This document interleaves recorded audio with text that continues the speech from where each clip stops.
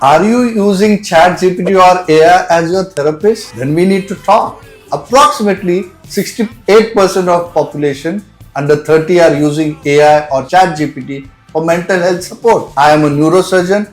I am watching people replace therapy with AI, and this worries me a lot. You like AI because it listens without judgment, provides coping strategies, and probably gives you validation.